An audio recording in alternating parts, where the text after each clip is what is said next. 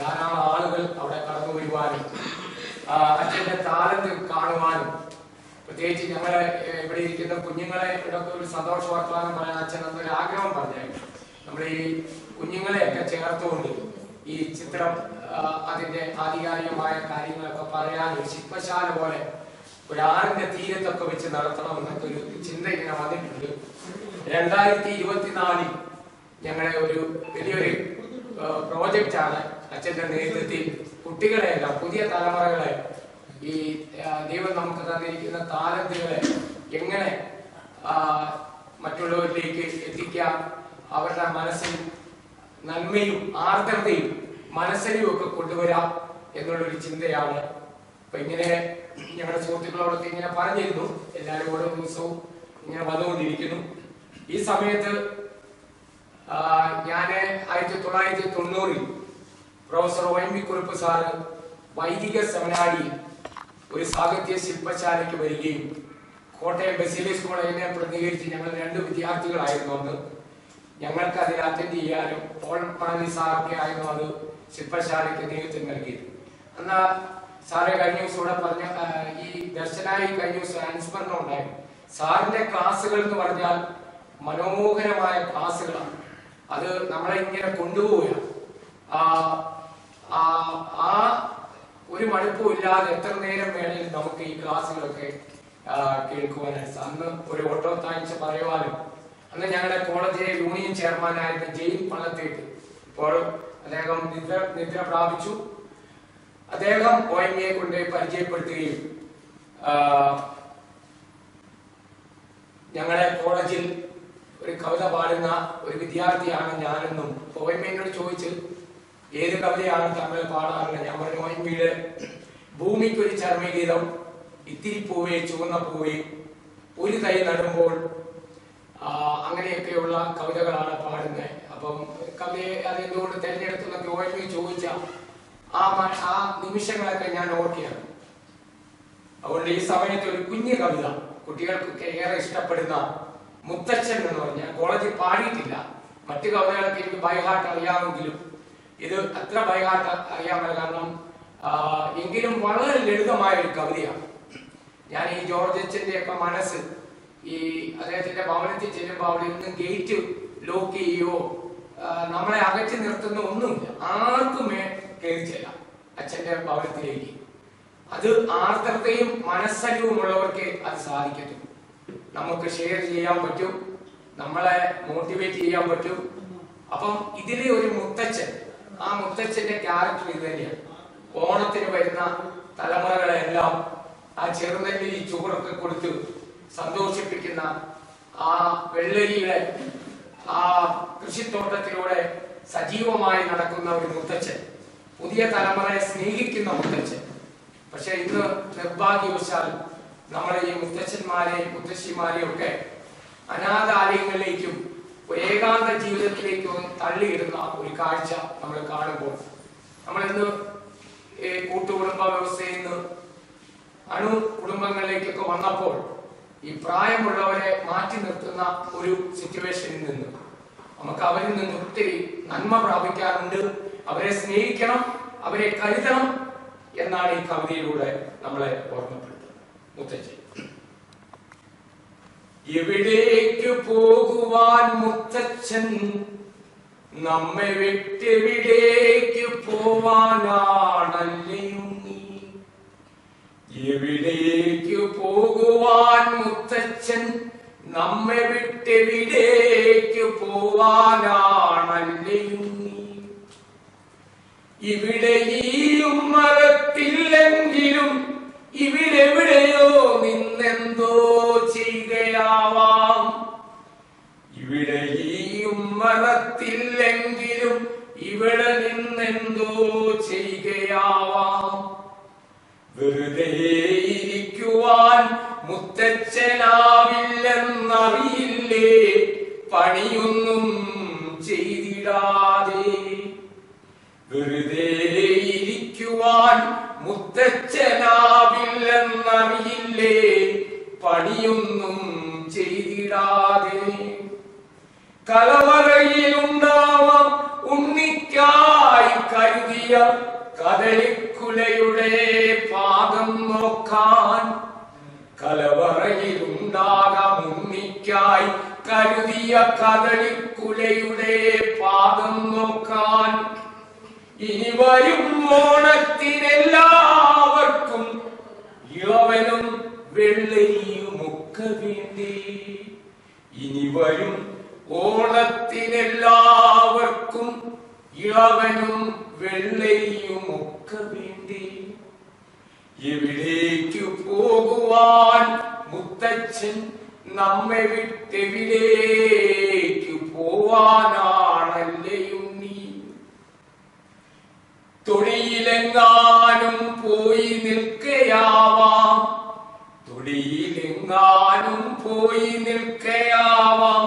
വീണപടവലത്തിൻ പന്തൽ നേരെയാക്കാൻ.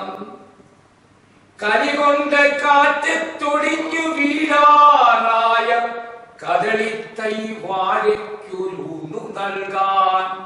കലികൊണ്ട് കാറ്റത്തൊടിഞ്ഞു വീഴാറായ കദളിത്തൈ വാഴയ്ക്കൊരുന്നു നൽകാൻ. ചെറുനല്ലിൻ കുറുമണി കതിർ കൊയ്യാറായോ എന്നറിയുവാൻ പാടത്തു പോയതാവാം. ചെറുനല്ലിൻ കുറുമണി കതിർ കൊയ്യാറായോ എന്നറിയുവാൻ പാടത്തു പോയതാവാം. എവിടേക്കു പോകുവാൻ മുത്തച്ഛൻ നമ്മെ വിട്ടെവിടേക്ക് പോവാനാണല്ലയും നീ. പറയാറില്ലേ എന്നും മുത്തച്ഛനെല്ലാവർക്കും ചെറുനല്ലരി ചോറാണേറെ ഇഷ്ടം.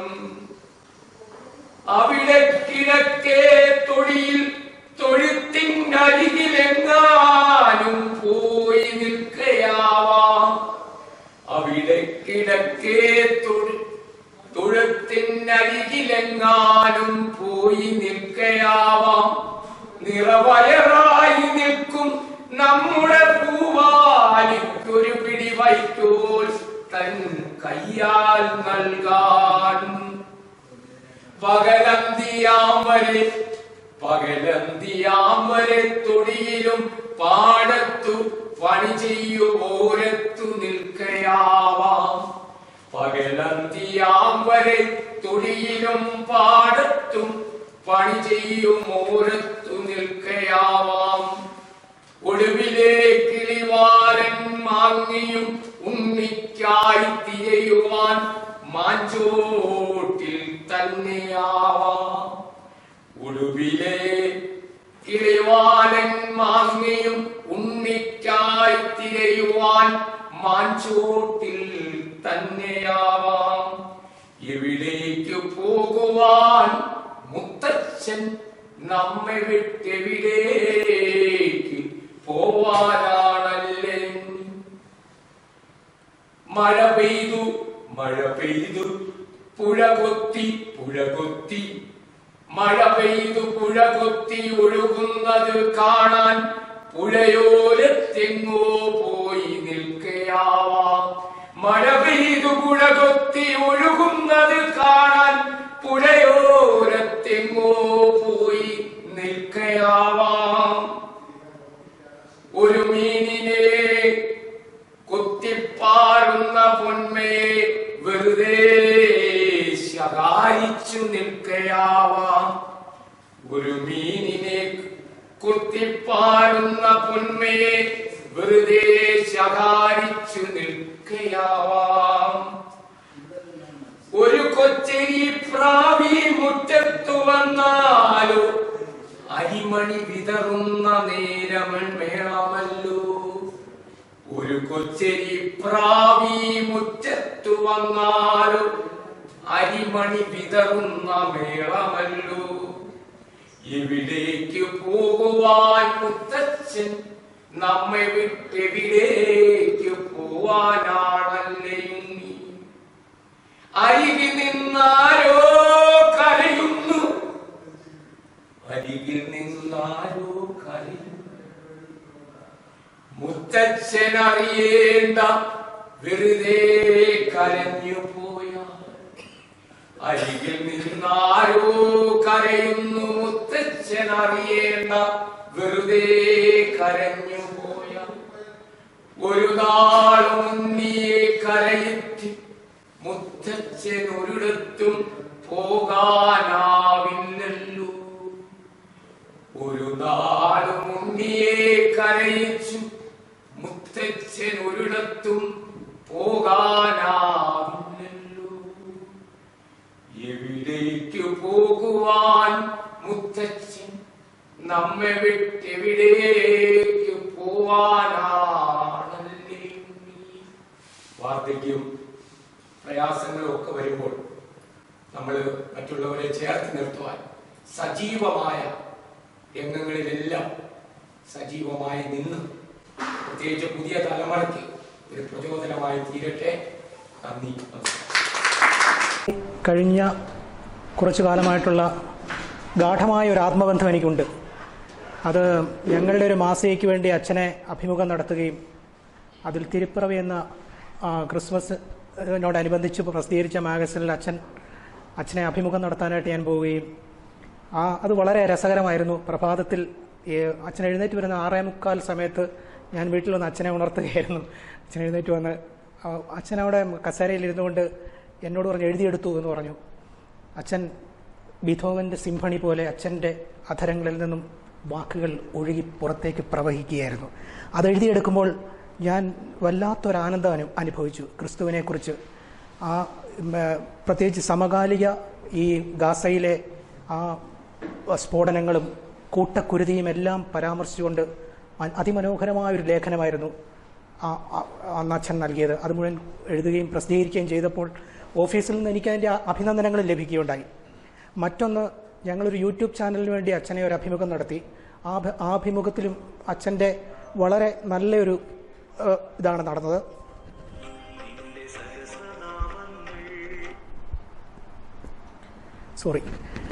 അപ്പം ആ സമയത്ത് അച്ഛൻ്റെ ഏറ്റവും വലിയൊരു പ്രത്യേകത എന്ന് പറഞ്ഞാൽ എന്നെ ഏറ്റവും കൂടുതൽ ആകർഷിച്ചത് അച്ഛൻ്റെ ഹൃദയം പോലെയാണ് അച്ഛൻ്റെ കവാടങ്ങൾ. ആ ഗേറ്റ് ഒരിക്കലും അടയ്ക്കാറില്ല. ഞാൻ അച്ഛനോട് ചോദിച്ചു, ഗേറ്റ് അടയ്ക്കാറില്ലേ? ഇല്ല, ഒരിക്കലും ഈ ഗേറ്റ് അടയ്ക്കാറില്ല എന്ന് പറഞ്ഞു. അത് വളരെ വലിയൊരു അത്ഭുതമായിരുന്നു. പിന്നെ മറ്റൊന്ന് അച്ഛൻ്റെ ആത്മീയ പാചകമായിരുന്നു. അച്ഛനോടൊപ്പം ബ്രെഡും സൂപ്പും കഴിക്കാനും ആ നല്ല നിമിഷങ്ങൾ പങ്കുവയ്ക്കാനും എനിക്കും റജിക്കും ഒക്കെ സാധിച്ചിരുന്നു. ആ ഓർമ്മകളെല്ലാം ഇന്നെൻ്റെ മനസ്സിലുണ്ട്. അതുപോലെ അച്ഛൻ്റെ പുസ്തകങ്ങൾ, നടത്തം എന്ന് പറഞ്ഞൊരു പുസ്തകമുണ്ട്. അച്ഛൻ കൊടുവരാറിൻ്റെ തീരങ്ങളിലൂടെയും മറ്റും നടക്കാൻ പോകുമ്പോൾ അവിടെയുള്ള മനോഹരമായ ദൃശ്യങ്ങൾ ഫോട്ടോഗ്രാഫി ചെയ്യുകയും അതിനെക്കുറിച്ച് കാവ്യാത്മകമായ രീതിയിൽ പോസിറ്റീവ് തിങ്കിങ്, പോസിറ്റീവായിട്ടുള്ള എനർജി, ഒരു വൈബ്രേഷൻ നൽകുന്ന രീതിയിലുള്ള അതിമനോഹരമായ കുറിപ്പുകളുടെ 2 പുസ്തകങ്ങളാണ് നടത്തം. അങ്ങനെ ആ പുസ്തകങ്ങൾ വായിക്കാനും ആ പുസ്തകങ്ങളിലൂടെ അച്ഛനെ കൂടുതൽ അറിയാനും സാധിച്ചിട്ടുണ്ട്. 2024 ഏറ്റവും വലിയ സൗഭാഗ്യം എന്ന് ഞാൻ എപ്പോഴും പറയാറുള്ളത് അച്ഛനെ കാണാൻ സാധിച്ചതും അച്ഛനോടൊപ്പം ചിലവഴിക്കാൻ സാധിച്ച ആ നിമിഷങ്ങളാണ്. എപ്പോഴും പുഞ്ചിരിച്ചുകൊണ്ടിരിക്കുന്ന അതിമനോഹരമായ പുഞ്ചിരിയോടെ വരുന്നവരെ സ്വാഗതം ചെയ്യുന്ന അച്ഛന് എല്ലാ ആശംസകളും നേരുന്നു. അതോടൊപ്പം ഇനിയും കൂടുതൽ ഇതുപോലുള്ള പ്രദർശനങ്ങളുമെല്ലാം സംഘടിപ്പിക്കാനും അത് വിജയകരമായി മുമ്പോട്ട് കൊണ്ടുപോകാനും സാധിക്കട്ടെ എന്ന് അച്ഛൻ്റെ പാദങ്ങളിൽ തൊട്ട് വന്ദിച്ചുകൊണ്ട് ഞാൻ പ്രാർത്ഥിക്കുന്നു. നന്ദി, നമസ്കാരം. നമ്മുടെ എല്ലാം പ്രിയപ്പെട്ട KM ജോർജ് അച്ഛൻ്റെ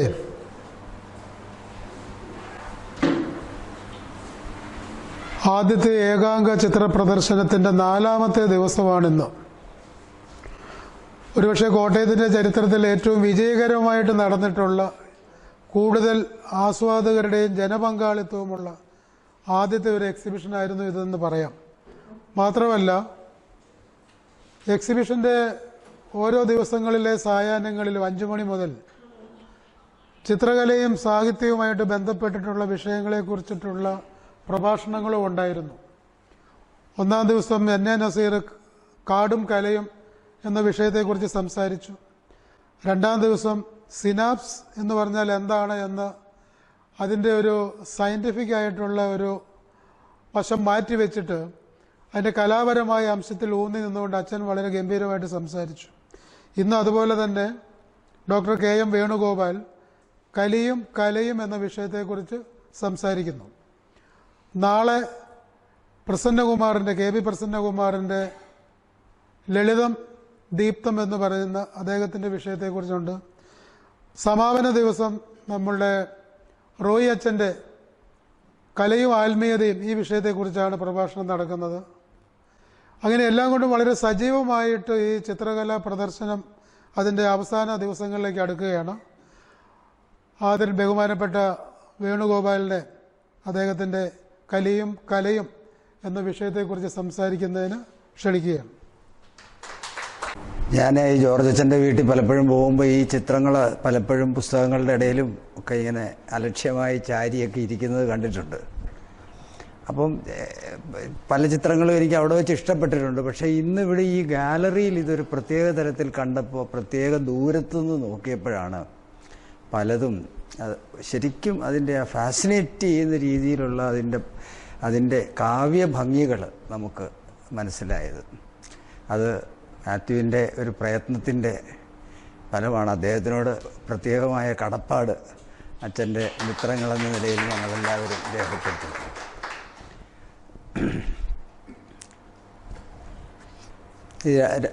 ഈ ചിത്രകലയെപ്പറ്റി സംസാരിക്കാൻ എനിക്ക് വലിയ ഒരു പ്രാവീണ്യമില്ല.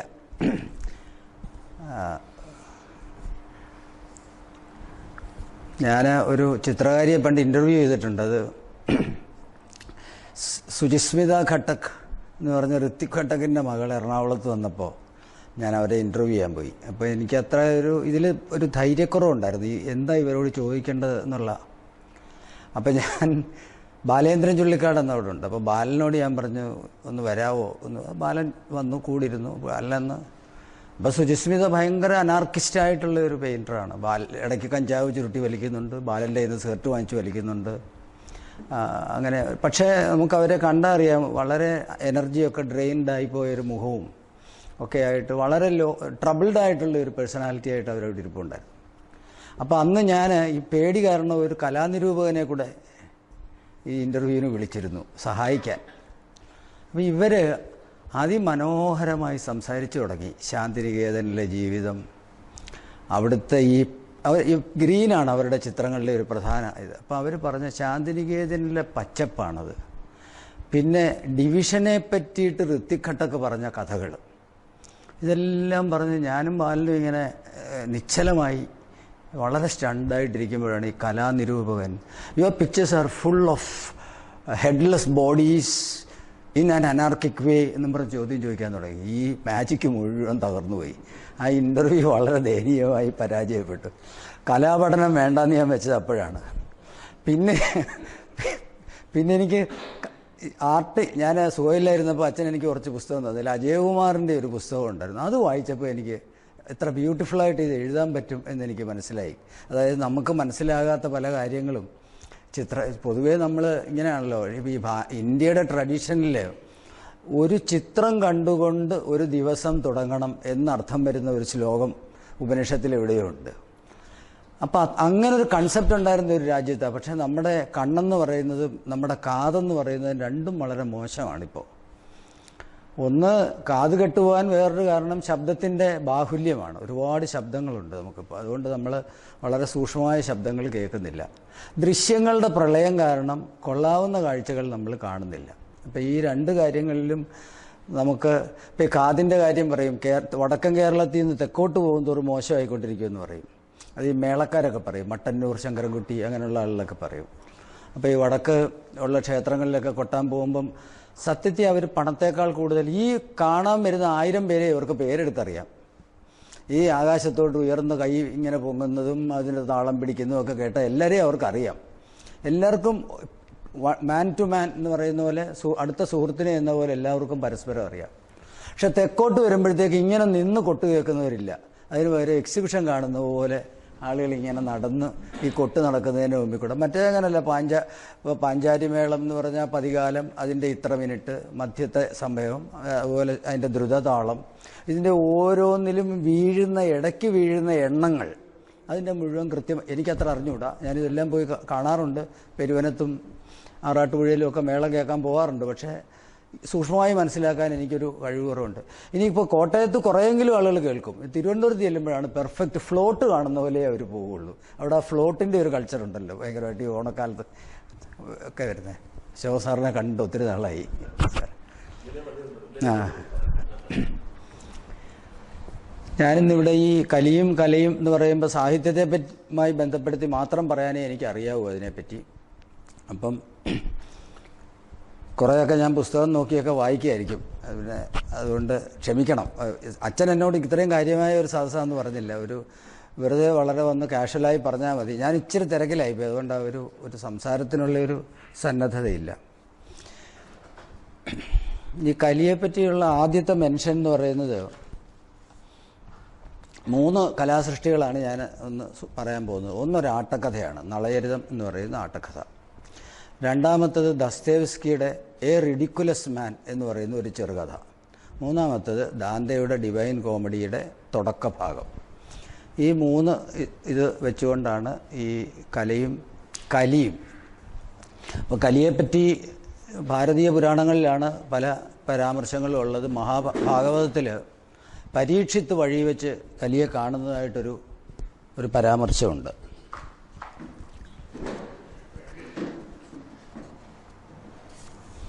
അതിനകത്ത് അദ്ദേഹം പറയുന്നത് ഇരുമ്പ് തൊപ്പിയും കുടിലമായ മുഖഭാവവുമുള്ള ഒരുവനെ കാണുന്നു എന്നുള്ളതാണ്. അങ്ങനെയാണ് അതിൻ്റെ കലിയുടെ ഡിസ്ക്രിപ്ഷൻ വരുന്നത്. അങ്ങനെയാണ് ഇതെനിക്ക് തോന്നുന്നത്. വേറെ എവിടെയും അങ്ങനെ ഒരു പരാമർശമില്ല. ഇയാൾ എങ്ങനെ ഇരിക്കുന്നു, ഈ രൂപം. നളചരിതത്തിൽ പറയുന്നുണ്ട്, ഈ കലി ഒഴിഞ്ഞു പോകുമ്പോൾ ഇയാളെ കാണുമ്പം അടി മുതൽ മുടി വരെ കുൽസിതമായ രൂപം. കണ്ണിങ്നെസ് ആണ് ഈ കലിയുടെ ഒരു കണ്ണിങ്നെസ് എന്ന് പറയുന്ന മനുഷ്യ സ്വഭാവത്തിൻ്റെ മൂർത്തമായ രൂപമാണ് ഈ കലി എന്ന് പറയുന്നത്.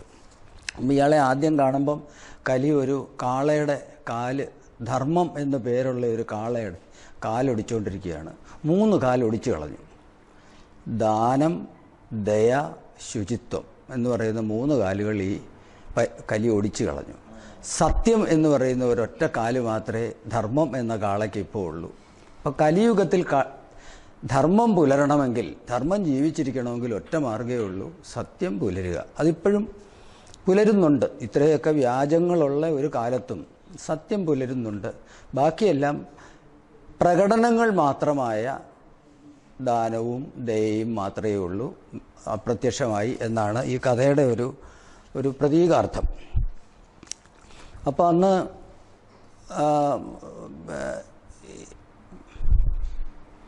ഈ സൃഷ്ടിരഹസ്യം അറിയാവുന്ന ഒരാളാണ് ഇയാൾ. ഈ ഗർഭത്തിൽ കിടക്കുമ്പോൾ ചക്രദീപ്തി കിട്ടി ഒരു മിന്നായം പോലെ കണ്ടയാളാണ്. അതുകൊണ്ട് അയാൾ റിയലൈസ്ഡാണ്. നമ്മുടെ വെസ്റ്റേൺ രീതിയിൽ പറയുകയാണെങ്കിൽ റിയലൈസേഷൻ ഉണ്ടായ ഒരാളാണ്. അതുകൊണ്ട് അയാൾക്ക് സൃഷ്ടിരഹസ്യമൊക്കെ അറിയാം. അപ്പോൾ അയാൾ വിചാരിച്ചു കലിയെ കൊല്ലണ്ട എന്ന് പറഞ്ഞു. എന്നിട്ട് അതുകൊണ്ട് 3 സ്ഥലങ്ങൾ ഇദ്ദേഹത്തിന് താമസിക്കാൻ കൊടുത്തു. ചൂതു പൊരുന്നിടം, എവിടെയൊക്കെ ഗാംബ്ലിങ് നടക്കുന്നോ അവിടെ പോയി ജീവിച്ചു. മദ്യപാനം നടക്കുന്നിടത്ത് പോയി ജീവിച്ചു. വ്യഭിചാരം നടക്കുന്നിടത്ത് പോയി ജീവിച്ചു. ഇങ്ങനെ 3 സ്ഥലങ്ങളാണ് പരീക്ഷിച്ച് കലിക്ക് വസിക്കാനായിട്ട് അനുവദിച്ചു കൊടുത്തത്. അപ്പോൾ കലി പറഞ്ഞു, ഇതെല്ലാം ആളുകൾ കൊള്ളാവുന്ന സ്ഥലങ്ങളല്ല, ഇതെല്ലാം മോശം സ്ഥലമാണ്, അതുകൊണ്ട് ഒരു സ്ഥലം കൂടെ വേണമെന്ന് പറഞ്ഞു. അങ്ങനെ സ്വർണം എന്ന് പറയുന്ന സാധനം കൂടെ കൊടുത്തു. സ്വർണത്തിലും. അപ്പോൾ ഈ 4 സ്ഥലത്താണ് കലി വസിക്കുന്നതെന്നാണ് പറയപ്പെടുന്നത്. അത് ആലോചിച്ച് നോക്കിയാൽ ഇതിലൊക്കെ ചില കാര്യങ്ങളുണ്ടെന്ന് എല്ലാവർക്കും ബോധ്യപ്പെടുന്ന ഒരു ഡിവിഷനാണത്. ഈ ആർ എസ് ശർമ്മയെ പോലുള്ള ആളുകൾ ഇതിന് ഹിസ്റ്റോറിക്കലായിട്ട് ഒരു പെർസ്പെക്റ്റീവ് പറയുന്നത് ഈ മൗര്യ സാമ്രാജ്യത്തിൻ്റെ വീഴ്ചയ്ക്കും ഗുപ്ത സാമ്രാജ്യത്തിൻ്റെ ഉദയത്തിനും ഇടയ്ക്കുള്ള പീരീഡാണ് ഇത് എന്ന് പറയുന്നുണ്ട്. പക്ഷെ കലിയുഗത്തിൻ്റെ ഏറ്റവും വലിയ ഗുണങ്ങളിലൊന്നെന്ന് പറഞ്ഞാൽ ഇരുട്ടിൽ തെളിയുന്ന കലകൾക്ക് പ്രഭാവം ഉണ്ടാവുമെന്ന് പറയും. ഉദാഹരണത്തിന് സിനിമ, അത് ഇരുട്ടിലാണ് തെളിയുന്നത്. അപ്പോൾ അത്തരം കലകൾക്ക് വലിയ പ്രാധാന്യമുണ്ട്. ഈ കലിയുഗ വിവരണം ഭാഗവതത്തിൽ പറയുന്നതിൽ ഇത്രയും കാര്യങ്ങളാണ് പറയുന്നത്. ഒന്ന്, വിജയലക്ഷ്യത്തോടു കൂടിയുള്ള വിജ്ഞാനം വർദ്ധിക്കും.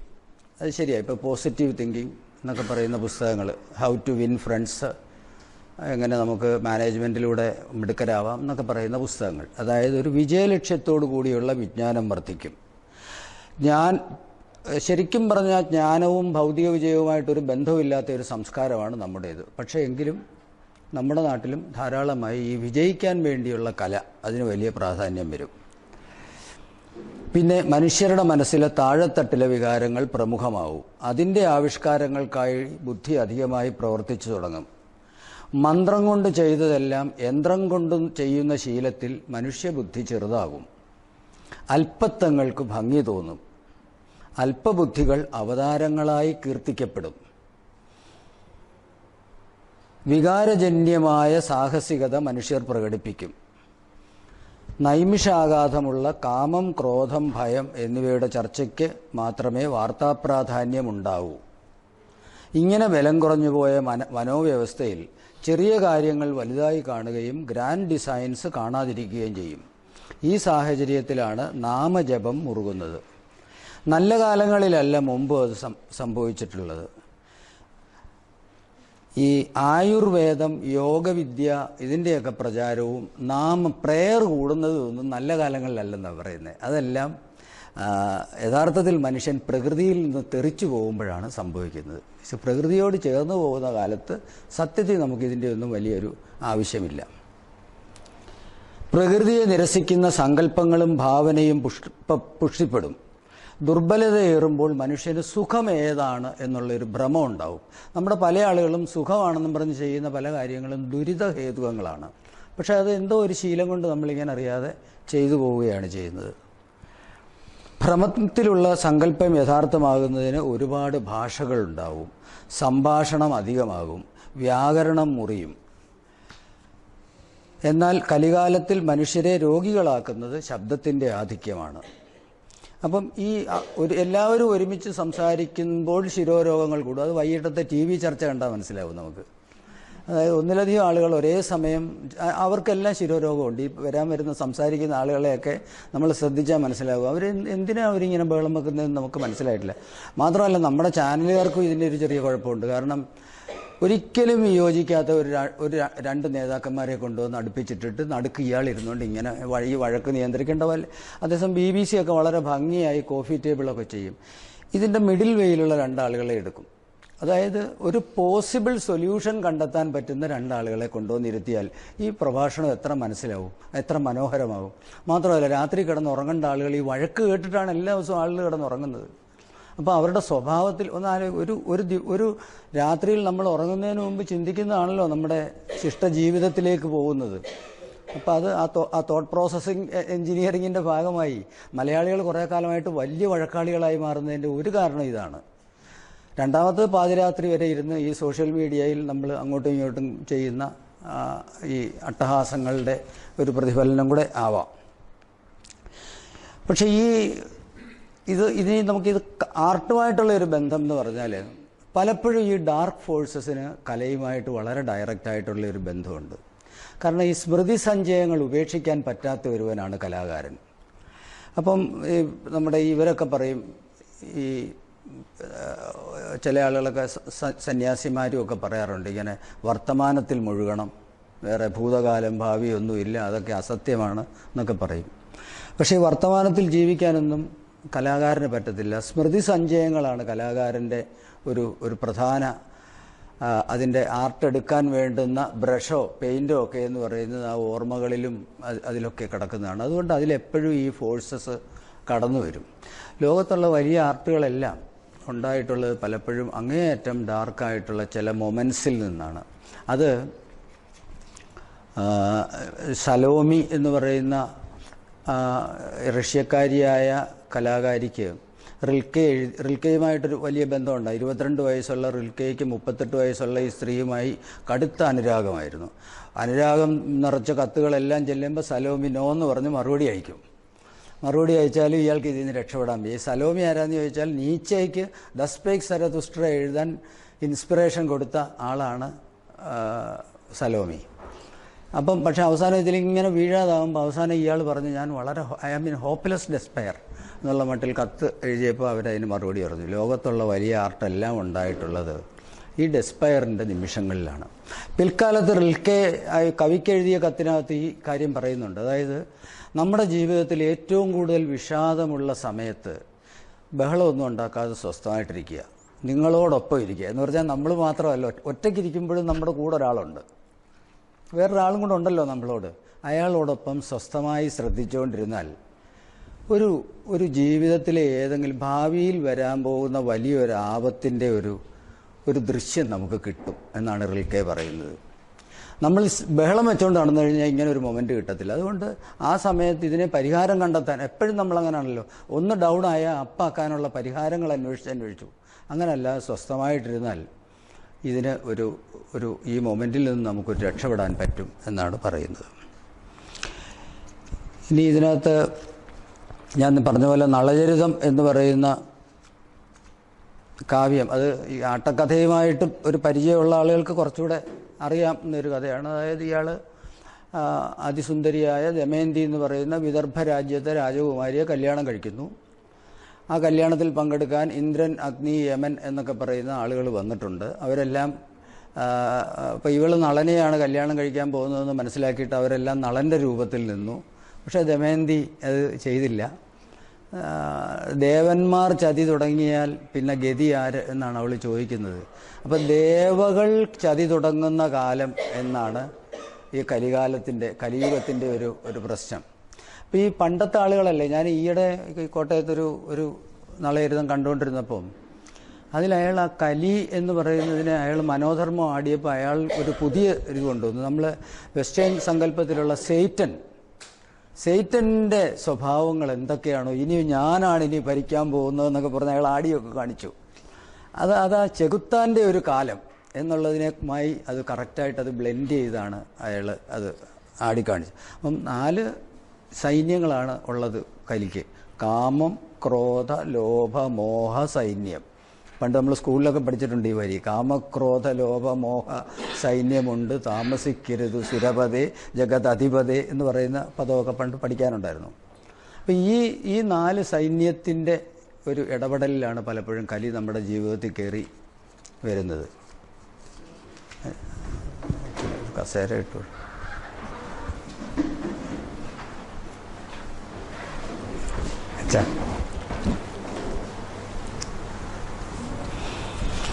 അതിൽ ഈ കലിബാധയുടെ ഒരു വലിയ ഇതെന്ന് പറയുന്നത് ശരീരം, മനസ്സ്, വാക്ക്, ഇതിൽ 3ലും കറുപ്പ് പടരുന്ന ഇതാണ് മനുഷ്യനെ കലിബാധിക്കുക. നമുക്ക് ആളുകളെ കണ്ടാൽ അറിയാം, കലിബാധിച്ച ആളുകളെ കണ്ടാൽ അറിയാം.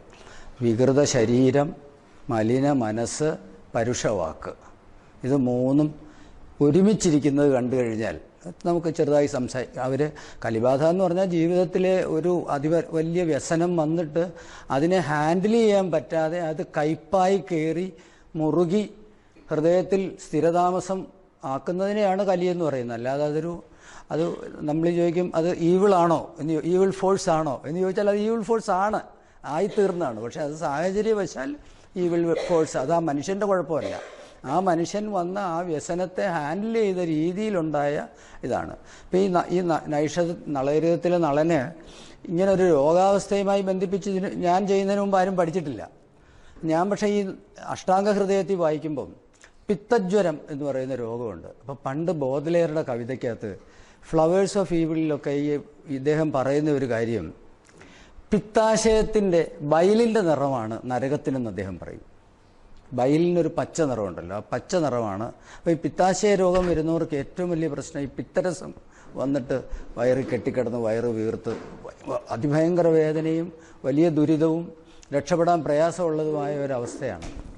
ഏതാണ്ട് ആ പിത്താശയ രോഗം വരുന്ന ആളുകൾക്ക് ഈ 3 കാര്യങ്ങളും വരും.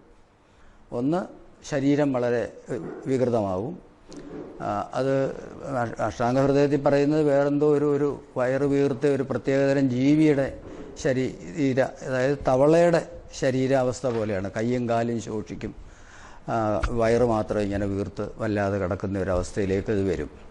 പിന്നെ പരുഷവാക്ക്, നല്ലത് പറഞ്ഞ് ഉപദേശിക്കാൻ ചെന്നു കഴിഞ്ഞാൽ തിരിച്ചവർ തെറി പറഞ്ഞ് ഓടിക്കും. അതാണ് ഈ പരുഷവാക്കെന്ന് പറഞ്ഞത്. നല്ലത്, എന്ത് കാര്യം നല്ലത് പറഞ്ഞാലും എതിർക്കും. അതാണ് അതിൻ്റെ അതിൻ്റെ ഏറ്റവും വലിയ. പിന്നെയാണ് മനസ്സ്. അതിൽ ചിന്തകൾ എപ്പോഴും വളരെ നെഗറ്റീവായിരിക്കും. അതിൻ്റെ നെഗറ്റീവ് എന്ന് പറഞ്ഞാൽ ഒന്നുകിൽ ആത്മനിന്ദ, പരനിന്ദ, ഇത് രണ്ടും ഒരുമിച്ചേ വരുള്ളൂ. മറ്റുള്ളവരെ നമ്മൾ നിന്ദിക്കുന്നുണ്ടെങ്കിൽ അതിൻ്റെ പ്രധാന കാരണം നമ്മളെയും നമ്മൾ ഇങ്ങനെ നിന്ദിച്ചുകൊണ്ടേയിരിക്കുന്നു എന്നുള്ളതാണ്. നമ്മളെ നിരന്തരം നിന്ദിക്കുന്നതിൻ്റെ ഒരു ചെറിയ ഭാഗം മാത്രമാണ് ഈ പരനിന്ദ എന്ന് പറയുന്നത്. അപ്പോൾ ആത്മനിന്ദയും മരനിന്ദയും ഇങ്ങനെ അകത്ത് കയറിയിട്ടുള്ള മനസ്സിലൊക്കെയാണ് പലപ്പോഴും കലിബാധ വരുന്നത്. അപ്പോൾ നളനിങ്ങനെ പോകുന്നു, 2 കുട്ടികളുണ്ടായി. 12 കൊല്ലം. അപ്പം കലിക്ക് ഈ ദമയന്തിയെ വേണമായിരുന്നു, കലിക്ക് കിട്ടിയില്ല. അപ്പോൾ കലി ഇതിന് പ്രതികാരദാഹത്തോടു കൂടി കൊട്ടാരത്തിൻ്റെ പുറകുവശത്തൊരു അത്തിമരമുണ്ട്. ഈ അത്തിമരത്തിൻ്റെ പ്രത്യേകതയൊക്കെ അച്ഛൻ എഴുതിയിട്ടുണ്ട്. അത്തിയിലയാണല്ലോ ബൈബിളിലും പറയുന്ന. ഇവിടെ ഈ നമ്മുടെ ഇവിടെ ഈ വശ്യം എന്ന് പറയുന്ന മന്ത്രവാദക്രിയയിൽ വശ്യം എന്ന് പറയുന്ന കർമ്മം ചെയ്യാൻ വേണ്ടി അത്തിയുടെ കമ്പ് ഉപയോഗിച്ചാണ് അതിൻ്റെ ചമതയായിട്ട് ഉപയോഗിക്കുന്നത്. അപ്പോൾ അങ്ങനെ ഈ വശ്യമാണ് കലിയുടെ ഏറ്റവും വലിയ പ്രത്യേകത. നമ്മളെ വശീകരിച്ച് കീഴ്പ്പെടുത്തുക എന്നുള്ളതാണ് ഈ കലിയുടെ ഒരു. അപ്പോൾ ഈ ആത്മനിന്ദ എന്ന് പറയുന്നത് നമ്മൾ സ്വയം കുത്തി നോവിക്കാൻ രസിക്കാൻ തുടങ്ങിയാൽ എന്തോ ഒരു രസമാണെന്നറിയോ അത്. അതിൻ്റെ വശ്യം എന്ന് പറയുന്നത് ചെറുതല്ല. ആളുകളെ അതിൽ നിന്ന് രക്ഷപ്പെടുത്താൻ പറ്റില്ല. ഈ കുത്തി നോവിക്കുന്ന ആളുകളെ നമുക്ക് രക്ഷിക്കാനേ പറ്റില്ല. അവർ ഇങ്ങനെ അതിൻ്റെ രസത്തിൽ ഇങ്ങനെ ഇരിക്കും. ഞാൻ ആത്മനിന്ദയും അതും ഇതൊക്കെ ആയിട്ട്. പരനിന്ദ അതിൻ്റെ ഒരു ആഫ്റ്റർ ഇഫക്റ്റ് മാത്രമാണ്. അപ്പം ഈ അത്തിമരത്തിൽ ഇദ്ദേഹം കാത്തിരിക്കും. അപ്പം ഇയാൾ വളരെ ധർമ്മിഷ്ഠനായ രാജാവ്. അയാളുടെ ദേഹത്ത് കയറാൻ പറ്റുന്നില്ല. 14 വർഷം ക്ഷമയോടെ കാത്തിരിക്കും. അപ്പോൾ കലിയുടെ ഏറ്റവും വലിയ സ്വഭാവം അക്ഷമയാണ്. അപ്പോൾ അക്ഷമനായ ഒരുവൻ ക്ഷമയോടെ കാത്തിരിക്കുക എന്ന് പറഞ്ഞാൽ അതുപോലെ നമ്മളെ ഭയപ്പെടുത്തുന്ന വേറൊരു കാര്യവുമില്ല. അങ്ങനെ കാത്തിരിക്കും. അങ്ങനെയാണ് മനുഷ്യനെ ശ്രദ്ധിച്ച് അങ്ങനെ ഒരു ദിവസം ഇദ്ദേഹം സന്ധ്യാവന്ദനത്തിന് മുമ്പ് കാല് കഴുകിയപ്പം മടമ്പ് നനഞ്ഞില്ല. ആ മടമ്പിൽ കൂടെ കയറി. ഇത് അങ്ങനെ ഒരു വാച്യാർത്ഥത്തിൽ എടുക്കണ്ട. എത്ര ശ്രദ്ധിച്ച് ജീവിച്ചാലും ഒരു അശ്രദ്ധ മതി ജീവിതത്തിലേക്ക് ഒരു ഡാർക്ക് ഫോഴ്സ് കടന്നു വരാൻ എന്നുള്ളതാണ് അതിൻ്റെ ഇത്. അതിന് പ്രത്യേക കാരണം ഇയാളെന്ന് പറഞ്ഞാൽ അതിസുന്ദരനാണ്, രാജാവാണ്, വലിയ സമ്പന്നനാണ്, വലിയ സൗഭാഗ്യമുള്ളയാളാണ്, അതിസുന്ദരിയായ ഒരു ഭാര്യയുള്ള ആൾ. ഇങ്ങനെയുള്ള ആളുകളെ കലിബാധിക്കാൻ വളരെ എളുപ്പമാണ്.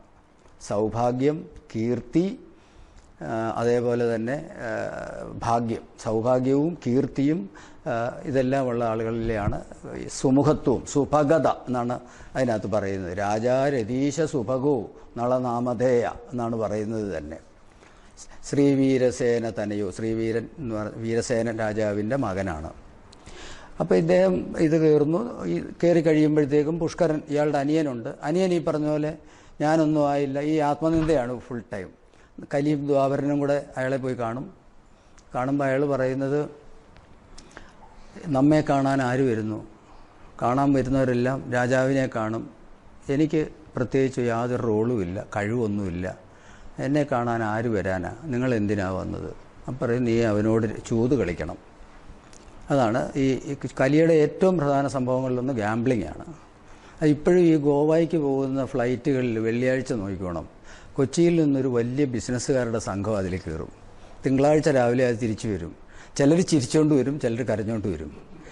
പക്ഷേ ഇത് പോകുന്ന ഗോവയിൽ പോയി ആ വീക്കെൻഡ് മുഴുവൻ ഗാംബിൾ ചെയ്യുക എന്നുള്ളതാണ് അതിൻ്റെ ഒരു ഇതിനകത്ത് 2 കാര്യങ്ങളുണ്ട്. ഭയവും ഉണ്ട്, അഭിലാഷവും ഉണ്ട്. അതായത് ഗ്രീഡുണ്ട്, ഫിയറുണ്ട്. ഇതൊരു കോമ്പിനേഷനാണ്. ആ ഫിയറും കൂടെ ചേരുമ്പോഴാണ് ഈ ഗ്രീഡിനൊരു ശക്തി വരുന്നത്. അത് നമ്മളെ പിന്നെ വിട്ടുപോവുകയില്ല. ഈ യുധിഷ്ഠിരൻ ചൂത് കളിച്ചെല്ലാം നഷ്ടപ്പെട്ട് കാട്ടിപ്പോകുമല്ലോ. കാട്ടിപ്പോയിട്ട് തിരിച്ചു വരുമ്പം കാട്ടിക്കഴിയുന്ന സമയത്ത് തന്നെ യുധിഷ്ഠിരൻ്റെ പേടി 12 കൊല്ലത്തെ വനവാസം കഴിഞ്ഞു, 1 കൊല്ലത്തെ അജ്ഞാതവാസം കഴിഞ്ഞു, തിരിച്ച് ഞാൻ ചെല്ലുന്നു. ദുര്യോധനൻ എന്നെ പിന്നെയും ചൂതിന് വിളിച്ചാൽ ഞാൻ പിന്നെയും കളിച്ചു പോകും. അതായത് വീണ്ടും കളിച്ചു പോകും, വീണ്ടും തോറ്റുപോകും.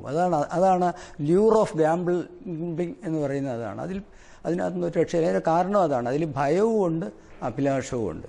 ഒരിച്ചിരി പേടിയോടെ ചെയ്യുന്ന തെറ്റുകൾക്കാണല്ലോ ഭംഗി കൂടുതൽ. അത് അല്ലെങ്കിൽ അതിൻ്റെ ഒരു വശ്യം വളരെ കൂടുതലുണ്ട്. അങ്ങനെ സംഭവിക്കും. അവസാനം ഈ കലിബാധിതനായ ഇയാൾ ചൂത് കളിച്ചെല്ലാം നഷ്ടപ്പെടും, കാട്ടിപ്പോവും. കാട്ടിൽ വെച്ച് ഈ കലിയുടെ ബാധ കൊണ്ട് ഇയാൾ ഈ വസ്ത്രം കഴുകി ഉണക്കാനിട്ടപ്പോൾ വസ്ത്രം പക്ഷികൾ എടുത്തുകൊണ്ട് പോവും. പിന്നെ നഗ്നനായിട്ട് ഇങ്ങനെ നിൽക്കും. ഭാര്യയുടെ വസ്ത്രത്തിൻ്റെ ഇച്ചിരി മുറിച്ച് ഉടുത്തുകൊണ്ട് രാത്രി അവിടുന്ന് പോകുന്ന വഴിക്ക് കാർക്കോടകൻ എന്ന് പറഞ്ഞൊരു പാമ്പ് കടിക്കും. പാമ്പ് കടിച്ച് ഇയാൾ വിരൂപനായി മാറും. നേരത്തെ പറഞ്ഞ വികൃത ശരീരം. എന്നിട്ട് ഇയാൾ ഇയാളെ കണ്ടാൽ തിരിച്ചറിയില്ല. അപ്പോൾ ഇയാൾ പോയി ഋതുപർണ രാജാവിൻ്റെ രാജ്യത്ത് പോയി താമസിക്കും. ഇതാണ് അവിടെ താമസിക്കും. അവിടെ വേറൊരു സൂതനായിട്ടാണ് താമസിക്കുന്നത്, കുതിരക്കാരനായിട്ടാണ് ഇയാൾക്ക് ഒത്തിരി ഗിഫ്റ്റ് ദൈവങ്ങൾ കൊടുത്തിട്ടുണ്ട്. അതായത് അന്ന് കല്യാണത്തിന് പങ്കെടുത്ത 5 ദേവന്മാർ 5 അനുഗ്രഹങ്ങൾ കൊടുത്തിട്ടുണ്ട്. ആപത്തിലും നിൻ ബുദ്ധി അധർമ്മ വിമുഖിയാകും. അതാണ് ഇയാളെ സത്യത്തിൽ രക്ഷിക്കുന്ന ഒരു വലിയ അനുഗ്രഹം എന്ന് പറയുന്നത്. പിന്നെ തീ കത്തിക്കാം, കൈ ഇങ്ങനെ കാണിച്ചാൽ മതി. അപ്പോൾ ഇയാൾ ഇങ്ങനെ അവിടെ താമസിക്കുമ്പോഴാണ് പിന്നെ ദമയന്തി ഇയാൾ ഇവിടെ ഉണ്ടെന്നുള്ളൊരു സംശയം തോന്നിയിട്ട് ഇയാൾക്ക് ഓടിയെത്താൻ ഈ അശ്വവേഗം എന്ന് പറയുന്ന ഒരു ഗിഫ്റ്റ് അറിയാവുന്ന ഇയാൾക്ക് മാത്രം ഇത്രയും സമയം കൊണ്ട് കുതിര ഓടിച്ചെത്താൻ പറ്റുന്ന ഒരു സ്ഥലത്ത് രണ്ടാം വിവാഹം നടത്താൻ പോകുന്നു എന്ന് പറയുന്നു. ഇയാളെ അവിടെ ചെല്ലുന്നു. അപ്പോൾ ഇയാൾ മറ്റേ സുവർണ്ണ രാജാവ് കല്യാണം കഴിക്കാൻ പറ്റുന്നു. ഇയാൾ അതിൻ്റെ ഇതായിട്ട് വരുന്നു. സ്വയംവരമാണ്. അപ്പോൾ പല രാജാക്കന്മാർ വരുന്നു.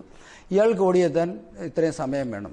അശ്വഹൃദയം എന്ന് പറയുന്ന ആ വിദ്യ അറിയാവുന്ന ഒരാളാണ് ഇയാൾ. അപ്പം ഈ പോകുന്ന വഴിക്ക് ഇയാളുടെ ഉത്തരീയം താഴെ വീണു പോകുന്നു. അപ്പം നിർത്തണം, എടുക്കണം എന്ന് ഋതുവർണ്ണം പറയും. എൻ്റെ ഇത് താഴെ പോയി. അപ്പോൾ ഇയാൾ പറയും അത് ഞാൻ ചെയ്യാം, പക്ഷേ നിങ്ങൾക്ക് അക്ഷഹൃദയം അറിയാം. അക്ഷഹൃദയമാണ് ഈ ഗാംബ്ലിങ്ങിൻ്റെ രഹസ്യം അറിയുന്ന അത് പഠിപ്പിച്ചു തരാമെന്ന് ചോദിക്കും. അത് പഠിപ്പിച്ചു കൊടുക്കും. ഇയാൾ തിരിച്ച് അശ്വഹൃദയവും പഠിപ്പിക്കും. എന്നിട്ട് ഇയാൾ ഈ താന്നി മരത്തെ നോക്കും. അതായത് താന്നിയിൽ ഇങ്ങനെ ഇലകൾ 1,00,000 എത്രയോ എണ്ണം, അതിനകത്ത് കൃത്യ എണ്ണം ഇതിൽ പറയുന്നുണ്ട്. അത്രയും ഇലകളെ ഒറ്റ നോട്ടം കൊണ്ട് കാണാൻ പറ്റണം. അതാണ് അക്ഷഹൃദയത്തിൻ്റെ ഒരു പ്രത്യേകത. എന്ന് പറഞ്ഞാൽ ദൃഷ്ടി ജാഗ്രതയാണ്. ജീവിതത്തെപ്പറ്റി വളരെ ക്ലാരിറ്റിയോടുകൂടി മനസ്സിലാക്കാനുള്ള ഒരു കഴിവ്. ഈ കഴിവ് ഇയാൾക്ക് കിട്ടുന്നു.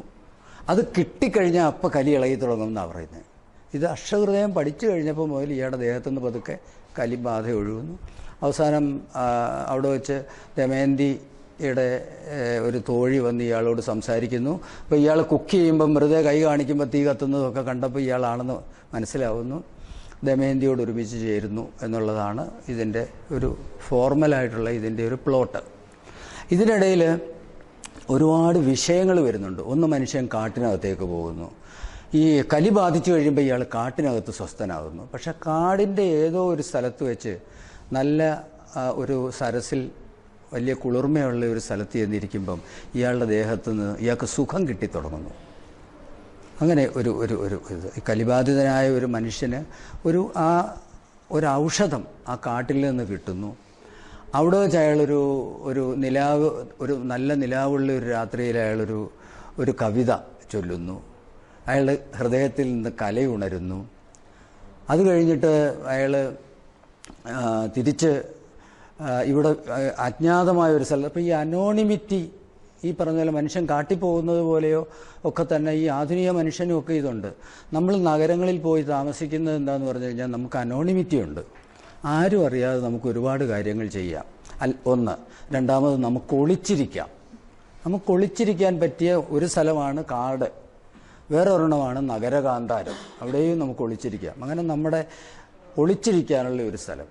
രണ്ടാമത് പ്രച്ഛന്നനാകാനുള്ള ഒരു വാസന നമുക്കൊക്കെ ഉണ്ട്. ഡിസ്ഗൈസ്ഡ് ആവുക, നമ്മളല്ലാത്ത ഒരു വ്യക്തിത്വമായി നമ്മൾ മാറുക. അതാണല്ലോ നമ്മൾ മനുഷ്യരിൽ പലരും നമ്മൾ കാണുന്ന ആളുകളല്ല അവർ ഡിസ്ഗൈസ്ഡ് ആണ് പലപ്പോഴും വേറൊരു. അതായി കേശിനി എന്ന ദമയന്തിയോട് പറയുന്ന ഇതാ, വീക്ഷിതൻ വേഷപ്രച്ഛന്നൻ എന്നാണ് പറയുന്നത്.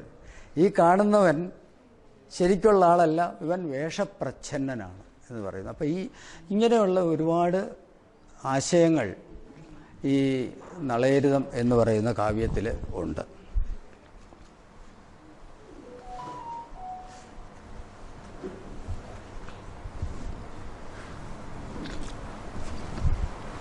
പിന്നെ ഈ ദുർവിധിയിലേക്ക് മനുഷ്യൻ എപ്പോഴും പോകുന്നത് വളരെ തിടുക്കപ്പെട്ടാണ്. ഭയങ്കര ഒരു അമിതമായ ഉത്സാഹവും താൻപോരിമയും ഉത്കണ്ഠയും ഇതെല്ലാം കൂടെ ചേർന്ന ഒരു കോമ്പിനേഷനോട് കൂടിയാണ് ഈ സ്വയം നാശം വരുത്തി വെക്കാനുള്ള ഈ യാത്ര. അത് കാണുമ്പോൾ നമുക്ക് മനസ്സിലാവും ഇതിനകത്ത് ഈ കലിബാധിതമായ ഒരു കാര്യം. ഇതറിയാതെ സംഭവിച്ചതൊന്നുമല്ല. നളന് രാജ്യകാര്യങ്ങളിൽ താല്പര്യം പോയി, അയാൾ ഒരുപാട് സമയങ്ങൾ വിഷയസുഖങ്ങളിലേക്ക് മാറി. അപ്പോൾ അയാളിലൊരു കൃത്യവിമുഖതയും അമിതാസക്തിയും ഒക്കെ. അപ്പോൾ ഇതെല്ലാം നളനിൽ വന്നു തുടങ്ങി എന്ന് ഡിസ്ക്രൈബ് ചെയ്യുന്ന ഒരു ശ്ലോകമുണ്ട്. അതിലാണ് ഈ കലി അവിടെ നിൽക്കുന്നതായിട്ട് കലിയെ ആദ്യം ഈ കവി പറയുന്നത് തന്നെ. അപ്പം തന്നെ നമുക്ക് വേറൊരു ഇൻറ്റേർണൽ കണക്ഷൻ ഇതൊക്കെ തമ്മിൽ വെറും ഒരു പുരാണ കഥ എന്നുള്ള ഇത് മാറ്റി വേറൊരു ഇതിൽ കാണാൻ സാധിക്കും. ഇതിൻ്റെ കൂടുതൽ ഡീറ്റെയിൽസിലേക്ക് പോകുന്നില്ല. ഞാൻ ആ രണ്ടാമത് പറഞ്ഞ എത്ര സമയം കൊണ്ടുവച്ചാ പറയാം. ദസ്തേവ്സ്കിയുടെ the dream of a ridiculous man എന്ന് പറഞ്ഞൊരു കഥയുണ്ട്. ആ കഥ വളരെ സിമ്പിളാണ്. 1870 നവംബർ മാസത്തിലെ ഒരു ദുരിതരാത്രിയിലാണ് അയാൾ പോകുന്നത്. ആ കഥ തുടങ്ങുന്നത് തന്നെ I M A ridiculous man എന്ന് പറഞ്ഞാണ്. വളരെ പരിഹാസ്യനായ ഒരു മനുഷ്യനാണ്. സ്കൂളിൽ പഠിച്ചതും യൂണിവേഴ്സിറ്റി പഠിച്ചതുമൊക്കെ എൻ്റെ ആ റിഡിക്കുലസ്നെസ്സിനെ അഫേം ചെയ്യുകയാണ് ചെയ്തത്. ആ കഥ തുടങ്ങുന്നിടത്ത് ഒരു ഡിസ്ക്രിപ്ഷൻ ഞാൻ ചെറുതായി വായിക്കാം. മ്ലാനതയുള്ള ഒരു സായാഹ്നമായിരുന്നു അത്. സങ്കല്പിക്കാവുന്നതിൽ വെച്ച് ഏറ്റവും മ്ലാനമായ സായാഹ്നം. 11 മണി സമയം. സെൻറ്റ് പീറ്റേഴ്സ്ബർഗിലെ ഒരു തെരുവിലൂടെ താമസ സ്ഥലത്തേക്ക് മടങ്ങുകയായിരുന്നു ഞാൻ. പകൽ മുഴുവൻ പെയ്ത മഴയിൽ തണുത്തു വിറങ്ങലിച്ച തെരുവ്, ഇരുണ്ട ആകാശത്തിൽ കീറിയ മേഘശകലങ്ങളും അതിനിടയിൽ ആഴമറിയാത്ത ഇരുട്ടും. ആ ഇരുട്ടിൽ ഒരു ചെറിയ നക്ഷത്രം പ്രകാശിച്ചു നിന്നു. ഏകാന്തത്തിൽ ജ്വലിക്കുന്ന നക്ഷത്രത്തെ കണ്ടപ്പോൾ അന്ന് രാത്രി തന്നെ ജീവിതം അവസാനിപ്പിക്കണം എന്ന് അയാൾ തീർച്ചയാക്കി. ഈ ഉദ്ദേശത്തോടെ 2 മാസം മുൻപ് തന്നെ അയാൾ ഒരു റിവോൾവർ വാങ്ങിച്ചു വെച്ചിരുന്നെങ്കിലും ഇതുവരെ ഇത് ഉപയോഗിക്കാൻ കഴിഞ്ഞിരുന്നില്ല. എന്തുകൊണ്ടാണ് ആ ഒറ്റ നക്ഷത്രം അങ്ങനെ ഒരു ചിന്ത കൊണ്ടുവന്നത് എന്നറിഞ്ഞുകൂടാ. എന്തായാലും ജീവിതം എന്ന് അവസാനിപ്പിക്കും. അങ്ങനെ അയാൾ കുറേ കാലമായിട്ട് ഈ റിഡിക്കുലസ് ആണെന്നുള്ള ഒരു ഹോപ്പ്ലെസ് ലൈഫിൽ നിന്നതുകൊണ്ട് അയാൾ ഇത് അവസാനിപ്പിക്കണം. അപ്പോൾ ഈ ചിന്ത വന്നിങ്ങനെ മൂടി നിൽക്കുന്ന ഒരു സമയത്താണ് ഇയാൾ ഇതിങ്ങനെ നടന്നു പോകുന്നത്. ചെറുതായി മഴ പെയ്യുന്നുണ്ട്. അപ്പോൾ ആ സ്ട്രീറ്റിൻ്റെ അപ്പുറത്തുനിന്ന് ഒരു പെങ്കൊച്ച് ഓടി വന്ന് ഇയാളുടെ കൈ പിടിച്ചിട്ട് രക്ഷിക്കണം. അപ്പോൾ അയാളുടെ അമ്മ അവിടെ അങ്ങോട്ട് വീണ് കിടന്ന് കരയുന്നുണ്ട്. അപ്പം ഇങ്ങനെ അവൾ അസ്പഷ്ടമായിട്ടും തുറന്നിട്ട് അപ്പം ഭയങ്കര തണുപ്പും അതോടൊപ്പം പേടിയും എല്ലാം കൊണ്ട് ഇവൾ വിറയ്ക്കുന്നുണ്ട് ഭയങ്കരമായിട്ട്. ഇവളെ തട്ടി അങ്ങോട്ട് മാറ്റി വെച്ച് അവളെ ഒഴിച്ചിട്ടങ്ങ് നടന്നു. അപ്പം നിലവിളിച്ചുകൊണ്ട് അപ്പം എന്തോ ഒരു വലിയ ശബ്ദം കേട്ട് അവൾ തിരിച്ചോടിപ്പോയി. ഒന്നും പറഞ്ഞില്ലെങ്കിലും അവളുടെ അമ്മയ്ക്ക് ഏതോ ഒരു ആപത്ത് പറ്റിയതാണെന്ന് ഇയാൾക്ക് മനസ്സിലായി. പക്ഷെ ഇയാൾ തിരിച്ചുപോയി ആത്മഹത്യ ചെയ്യാൻ വേണ്ടിയിട്ടാണല്ലോ. റിവോൾവറൊക്കെ 2-3 മാസം മുമ്പേ വാങ്ങിച്ചു. ആ ഒറ്റ നക്ഷത്രത്തെ കണ്ടപ്പോൾ ആത്മഹത്യ ചെയ്യണമെന്ന് തീരുമാനിച്ചു. ഇയാൾ അവിടെ പോയിരുന്നു. അവിടെ ചാരുകസേരയിരുന്ന്. അപ്പോൾ കുറേ നാളായിട്ട് അയാൾ നേരം വെളുക്കുന്നവരെ അങ്ങനെ ഉറക്കം വരുന്നില്ല. ഒത്തിരി നാളായിട്ട് ഉറക്കമില്ല. അപ്പോൾ നേരം വെളുക്കുന്നവരെ കസേരയെ വെറുതെ ഇരിക്കും. വെളുപ്പാങ്കാലത്തൊന്ന് മയങ്ങും. ഇയാൾ മേശപ്പുറത്ത് നിന്ന് റിവോൾവർ എടുത്തു വെച്ചു. പക്ഷെ അയാൾക്ക് ഈ മറ്റേ പെങ്കൊച്ചിനെ തട്ടിവിട്ടത് ഇയാളുടെ മനസ്സിൽ നിന്ന് പോയില്ല. അല്ല, ഞാനത് സഹായിക്കേണ്ടതായിരുന്നോ അല്ലയോ എന്നൊക്കെ പറഞ്ഞിട്ടുള്ള ഒരു എന്തുകൊണ്ട് ആ പെൺകുട്ടിയെ സഹായിച്ചില്ല എന്നുള്ള ചിന്ത. ജീവിതം നിരർത്ഥകമാണെന്ന് തോന്നിയിട്ടും വേദനിക്കാനുള്ള ശേഷി എനിക്ക് പോയില്ലല്ലോ എന്നുള്ളൊരു ചിന്ത ഇയാൾക്ക് വന്നു. അപ്പം ഈ പെൺകുട്ടിയെ സഹായിക്കാൻ കഴിഞ്ഞില്ല എന്നുള്ള ചിന്ത ഉണ്ടാക്കിയ ആകുലത എന്തുകൊണ്ടാണ് എന്നുള്ളതിന് ഉത്തരം കണ്ടെത്താതെ ആത്മഹത്യ ചെയ്യാൻ പറ്റത്തില്ല. ഇനി അങ്ങനെ ഒരു കുഴപ്പത്തിൽ അയാൾ വിട്ടു. എന്തുകൊണ്ടാണ് എനിക്കതിപ്പോഴും പ്രശ്നമായിരിക്കുന്നത്? അപ്പോൾ ഇയാളുടെ ഒരു പ്രശ്നമായിട്ട് ഇത് മാറി. ആ പെണ്ണിനെ തട്ടിവിട്ടത്, കൊച്ചിനെ ഇങ്ങനെ തട്ടിവിട്ടത് ശരിയായില്ല. അപ്പോൾ അത് തട്ടിവിട്ടതിന് എന്ത് പരിഹാരം, അത് കാണാതെ അങ്ങനെ ഇയാൾ ഇങ്ങനെ ഇരുന്നു. അങ്ങനെ അയാളൊരു മയക്കത്തിലിരുന്നൊരു സ്വപ്നം കണ്ടു. ആ സ്വപ്നത്തിൽ അയാൾ തലയ്ക്ക് വെടിവെച്ചാണ് മരിക്കാനാണ് ഉദ്ദേശിച്ചെങ്കിലും അയാൾ നെഞ്ചത്ത് വെടിവെച്ച്, ഹൃദയത്തിൽ വെടിവെച്ച് മരിക്കുന്നു. സ്വപ്നത്തിലാണ്. എന്നിട്ട് പിന്നെ അയാൾക്ക് ഓർമ്മ വരുന്നത് ഇയാളെ പെട്ടിക്കകത്ത് എടുത്തുകൊണ്ട് പോകുന്നു. അപ്പോൾ നടക്കുന്നു, അതൊക്കെ കേൾക്കാം. പിന്നെ അയാളെ കുഴിച്ചിടുന്നു. മണ്ണ് ശവപ്പെട്ടിയുടെ മേളിൽ വീഴുന്നു, മൂടി ഇടുന്നു. കുറേ നേരം ഇങ്ങനെ അയാൾ അവിടെ കിടക്കുമ്പോഴാണ് അതിൻ്റെ ഒരു തുള്ളി ഇയാൾ പിന്നെ ചില തുള്ളി ഏതോ ഇവിടുന്ന് ഒരു തുള്ളി വെള്ളം അതിലൊരു ദ്വാരം ഉണ്ടായിട്ട് ഇയാളുടെ ദേഹത്ത് ഇങ്ങനെ വീഴാൻ തുടങ്ങുന്നു. സ്വപ്നമാണിത്. അപ്പം മണിക്കൂറുകളാണോ ദിവസങ്ങളാണോ കടന്നുപോയതെന്ന് അയാൾക്കുറപ്പില്ല. അങ്ങനെ കിടക്കുന്നു. അപ്പോഴേക്കും നെഞ്ചിന് വലിയ വേദന. അത് ഹൃദയത്തിലേറ്റ വേദനയാണെന്ന്. അടുത്ത സമയത്ത് ഒരു കഠിന പണി ചെയ്യാമെന്ന് വിചാരിച്ച് ഞാൻ ഡിവൈൻ കോമഡി എഴുതാം എന്ന അഹങ്കാരമെന്നേ അതിന് പറയാൻ പറ്റും. അത് ഒരു ഇമ്പട്ടിറക്കമാണ്. ഒരു മനുഷ്യനും അത് അങ്ങനെ എളുപ്പം പൂർത്തിയാക്കാൻ പറ്റും.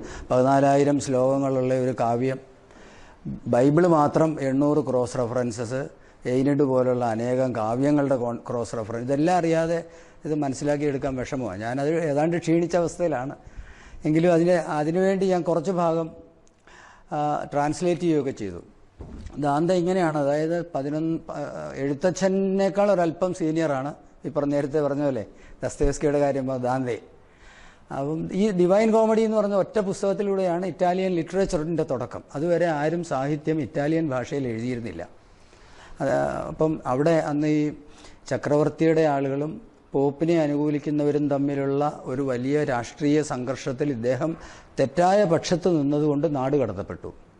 അപ്പോൾ നാട് കടത്തപ്പെട്ടപ്പോഴാണ് ഈ മാതൃഭാഷയുടെ ഒരു വലിയ വിളി അദ്ദേഹത്തിന് വന്നത്. അദ്ദേഹം ആ മാതൃഭാഷയിൽ ഈ കാവ്യം എഴുതിയത്.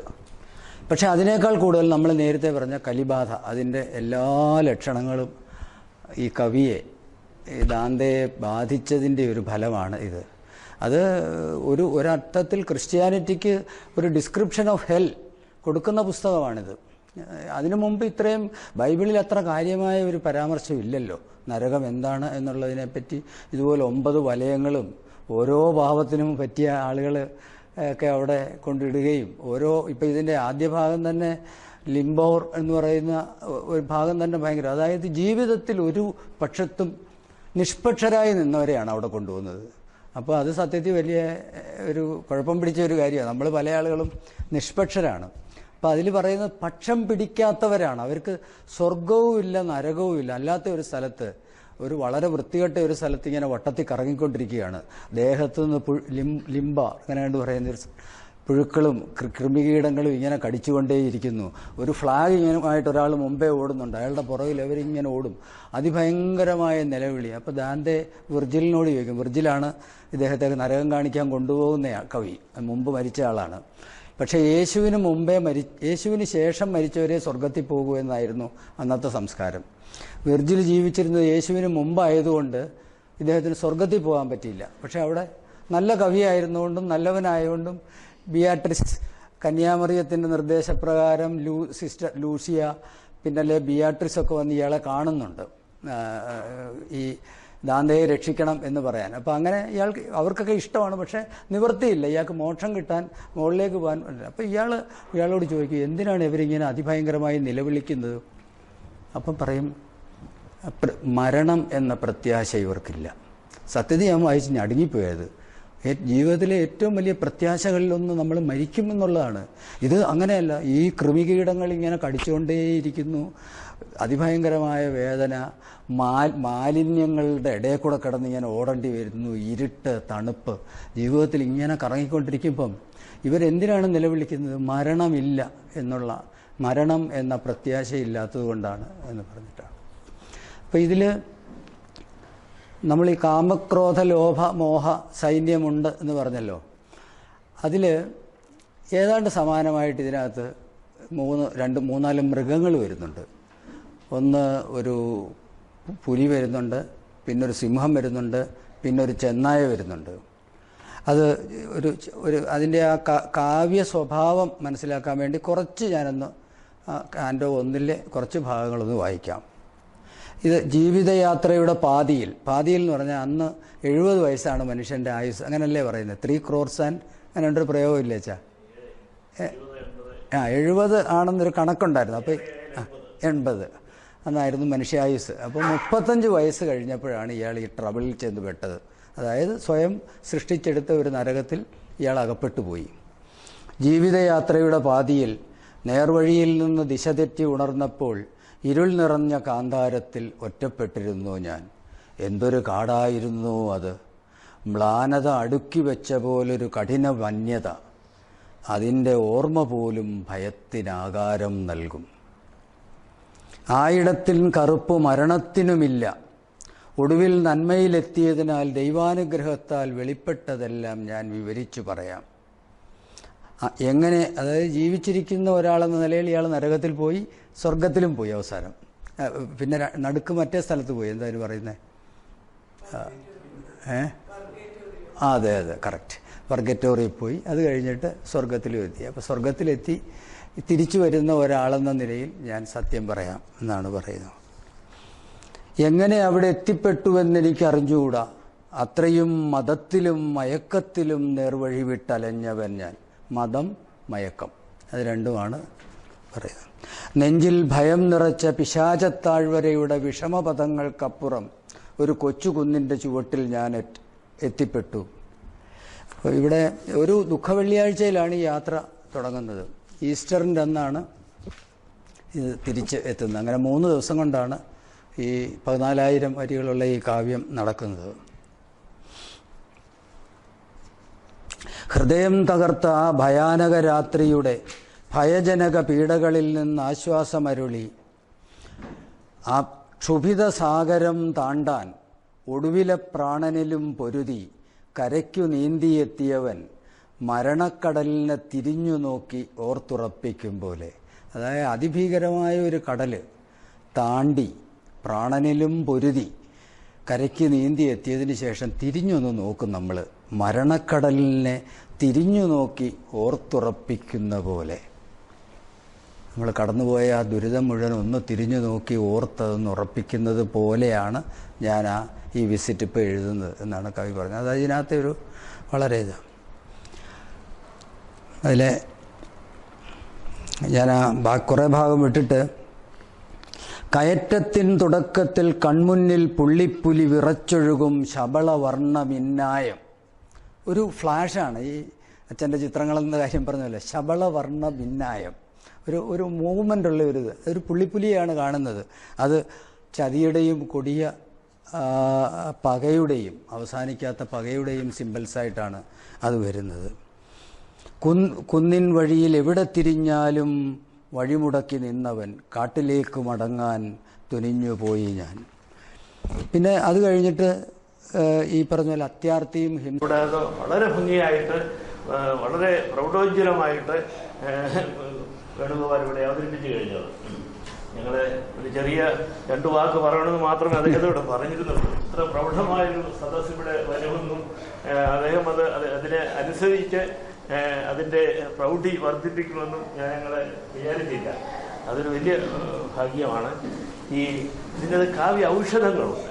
ഇത് അദ്ദേഹത്തിൻ്റെ ഈ പുസ്തകത്തെക്കുറിച്ച് അറിയാമായിരുന്നത് ഞാൻ തന്നെയാണ് ഈ കലയും എന്നുള്ള വിഷയം സജസ്റ്റ് ചെയ്തത്. കാരണം കല ഔഷധമാണ്. ഇവിടെ കാവ്യം ഔഷധമാണ്, കല അതിൻ്റെ ഭാഗമാണ്. കവിയും ആ ഔഷധം അവിടെ ഉണ്ട് എന്നുള്ളത്. അപ്പോൾ കലി മാത്രമല്ല ഔഷധവും നമുക്കുണ്ട് എന്നുള്ളത് വലിയൊരു സന്തോഷം നൽകുന്ന കാര്യമാണ്. എല്ലാവരെയും പ്രത്യേകിച്ച് ഞാൻ എല്ലാവരുടെയും നാമത്തിൽ ഞാനൊരു വാക്ക് നന്ദി അറിയിക്കുകയാണ്. ഒരു കാര്യം കൂടെ പറഞ്ഞ് അവസാനിപ്പിക്കാം. സത്യത്തിൽ ഇതൊരു പരീക്ഷണമായിരുന്നു. അതായത് ഇവിടെ പല എക്സിബിഷനും നേരത്തെ നടന്ന സമയങ്ങളിലൊക്കെ ഞങ്ങളൊക്കെ വന്നിട്ട് ഞാനും അച്ഛനും ഒക്കെ വന്ന് ഇവിടെ കണ്ടിട്ടുണ്ട്. ഒരു 5:30 മണി, അത് ഇടയ്ക്കൊക്കെ ഒരു 10-15 പേരുള്ളൊന്നും ഒരു ദിവസം വരുന്നില്ല ഇവിടെ. ഒരു 5 മണി കഴിയുമ്പോഴത്തേനും ഇവിടെ എല്ലാം വളരെ വിജനമാകും. അത് പിന്നെ ഈ ചിത്രകാരന്മാരോ അല്ലെങ്കിൽ എക്സിബിഷൻ നടത്തുന്ന ആളോ അവരൊക്കെ വളരെ മ്ലാനവദനായിട്ട് അങ്ങ് മടങ്ങിപ്പോകുന്നു. അങ്ങനെ അപ്പൊ അച്ഛൻ്റെ ഒരു എക്സിബിഷൻ നടത്തുമ്പോൾ അങ്ങനെ പാടില്ല. നമുക്കിത് വളരെ സജീവമായിട്ട് നിലനിർത്തണം. അതിന് എന്താണ് വഴി? അപ്പൊ ആ വഴിയെ കുറിച്ച് ആലോചിച്ചപ്പോഴാണ് അങ്ങനെയാണ് നമുക്ക് ഇങ്ങനെയുള്ള ഒരു ടോക്ക് അല്ലെങ്കിൽ ഒരു പ്രഭാഷണം. അപ്പൊ ഈ പ്രഭാഷണത്തിനെ കുറിച്ച് ആലോചിച്ചപ്പോൾ ആരെയൊക്കെ ഈ പേരുകളൊക്കെ തന്നെയാണ്, വേറെ ആരുടെയും പേരുകളൊന്നും ഞങ്ങൾ പരിഗണിച്ചില്ല. പക്ഷെ അപ്പോഴുണ്ടായ ഒരു പ്രശ്നം, ഇത് കേൾക്കാൻ ആൾ വരുമോ? അപ്പൊ 5 ദിവസമായി പ്രഭാഷണം വേണമെന്ന് ഞാൻ പറഞ്ഞപ്പോൾ അച്ഛൻ പറഞ്ഞു അത് വലിയ റിസ്ക്, നമുക്കൊരു 3 ദിവസം മതി. കാരണം ആള് വന്നില്ലെങ്കിൽ ഞാൻ പറഞ്ഞു നമുക്കൊരു 10 പേരെങ്കിലും ഉണ്ടെങ്കിൽ അത് ഗംഭീരമാവും. പക്ഷെ ഇത് വളരെ അത്ഭുതകരമായിരിക്കുന്നു. 10 പേരല്ല, ഈ കഴിഞ്ഞ 3 പ്രഭാഷണങ്ങളിലും വളരെ ഗംഭീരമായ വളരെ പ്രൗഢമായ ഒരു സദസ്സ് വന്നത് ഞങ്ങളെ എല്ലാം അത്ഭുതപ്പെടുത്തുന്നു. എല്ലാവർക്കും വളരെ നന്ദി. കാരണം ഒരു പ്രദർശനം അങ്ങനെ ഒരു ഭൂഷകമായ ഒരു ഭാവത്തോടെ അവസാനിക്കരുത്. അത് കുറച്ച് സജീവമായിട്ട് ഇതിൽ പങ്കെടുത്ത് കഴിയുമ്പോൾ ആളുകൾക്ക് തിരിച്ചു പോകുമ്പോൾ ചിത്രങ്ങളുടെ ആശയങ്ങൾ അതിൽ ഒരു അച്ഛൻ നേരത്തെ പറഞ്ഞ ഒരു കാര്യം കൂടെ പറഞ്ഞ് ഞാൻ നിർത്താം. ഈ പ്രദർശന എക്സിബിഷൻ ഹാളിലേക്ക് ഒരു വാതായനമേ ഉള്ളൂ. ഓരോ ദിവസവും എക്സിബിഷൻ കഴിഞ്ഞ് ഇറങ്ങുമ്പോൾ നമ്മുടെ മനസ്സിന്റെ ഉള്ളിലെ ഒരുപാട് വാതായനങ്ങൾ, ആശയങ്ങളുടെയും ചിന്തകളുടെയും അതുപോലെ പരിവർത്തനങ്ങളുടെയും ഒക്കെ ഒരുപാട് വാതിലുകൾ തുറക്കുമെന്ന് പറയുന്നത് വളരെ അന്വർത്ഥമായിരിക്കുന്നു. വളരെ നന്നായിട്ട് ഇത്രയും ആളുകൾ വന്നു ചേർന്ന് എല്ലാവരോടുള്ള നന്ദി ഒരിക്കൽ കൂടി അറിയിക്കുന്നു. വളരെ സന്തോഷം. നാളെ കലയിലെ ലാളിത്യത്തെക്കുറിച്ച്, നൃത്തം, ലാളിത്യം, ലളിതം, അതേക്കുറിച്ച് KV പ്രസന്നകുമാറിന്റെ പ്രഭാഷണമുണ്ട്. അതുപോലെ തന്നെ 5 മണിക്കാണ്. അതോടൊപ്പം തന്നെ ഇതിന് മുമ്പ് ഇവിടെ ഒരാൾ OMV കവിത ചൊല്ലി. അതോടെ പറയാതെ അതിമനോഹരമായിട്ട് ചൊല്ലി. പക്ഷെ ഇതൊന്നും ഈ OMV കവിത ചൊല്ലൽ നമ്മൾ നേരത്തെ പ്ലാൻ ചെയ്തൊന്നുമല്ല. പക്ഷെ ഈ ചിത്രങ്ങളെല്ലാം കണ്ട് വന്നു കഴിഞ്ഞ് ഇനി മറ്റൊരു കാര്യം കൂടെ, അത് നാളെ ഉണ്ട്. നമ്മുടെ പാർവതി അല്ലേ, രാവിലെ ഒരു ശ്ലോകം ചൊല്ലിയേ, ഗീത ചൊല്ലിയേ, അച്ഛൻ്റെ ഒരു ക്ലാസ്മേറ്റ് ആണ്. അവർ ഈ ചിത്രങ്ങളെല്ലാം കണ്ടു കഴിഞ്ഞിട്ട് ഓരോ ചിത്രങ്ങളെയും വെച്ചിട്ട് വ്യത്യസ്തമായ ശ്ലോകങ്ങൾ അതിഗംഭീരമായിട്ട് സത്യത്തിൽ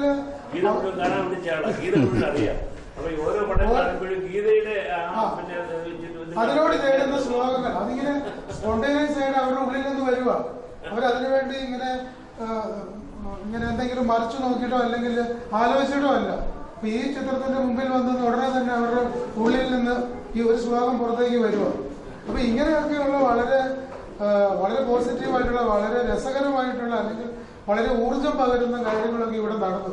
ആ പുള്ളിക്കാരത്തിയുടെ, പാർവതിയുടെ ഈ ശ്ലോകം ചൊല്ലൽ നാളെ ഉണ്ട്. നാളെ ഒരു 4 മണിക്ക്. അത് കഴിഞ്ഞിട്ടാണ് ഈ പ്രഭാഷണം. എന്തായാലും വളരെ സന്തോഷം. എല്ലാവർക്കും ഒരിക്കൽ കൂടി നന്ദി.